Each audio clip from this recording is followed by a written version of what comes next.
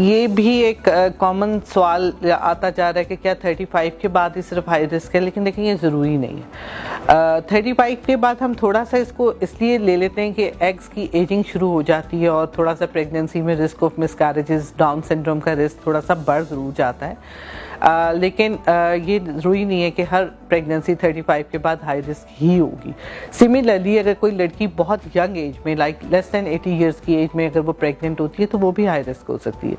तो इसलिए इस बात को कि मैं 35 वाली सिर्फ हाई रिस्क होगी, उसी में सबसे ज़्यादा कॉम्प्लिकेशंस और रेट होंगे, ये ठीक नहीं है। बहुत सारे जैसे अब अगर हम डॉक्टर्स को कहें देखें तो डॉक्टर्स तो बहुत सारे शादी 30 ईयर्स के बाद करते हैं और उसकी ऐसी एज में प्रेगनेंसीज हो रही होती हैं।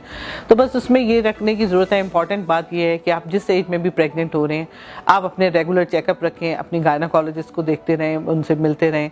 अगर उन्हें कोई लगे आप में कोई प्रॉब्लम या कुछ तो मल्टी डिसिप्लिनरी टीम का अप्रोच आप किसी हमेशा ऐसे हॉस्पिटल में जाके अपना चेकअप कराना शुरू करें जहाँ पे मल्टी डिसिप्लिनरी अप्रोच अवेलेबल हो, जैसे कि डॉक्टर्स हॉस्पिटल है। इसमें मल्टीपल स्पेशलिटीज़ एक ही छत के नीचे काम कर रही हैं और हर तरह की इमरजेंसी के लिए कवर अवेलेबल है। इसका सबसे बड़ा फिर एज ये हो जाता है कि अगर इन केस कोई मसला कोई प्रॉब्लम हो रहा है तो मरीज़ को ये प्रॉब्लम नहीं होता कि मैं अब यहाँ से निकल के किस डॉक्टर के पास जाऊँ। आप एक डॉक्टर के पास एक कमरे में दिखा रहे हैं तो वो डॉक्टर आपको किसी साथ वाले कमरे में ही रेफ़र करेगा कि जी फलां स्पेशलिस्ट वहाँ बैठा है, आप उनको भी मिल लें और अपना आप दिखा लें।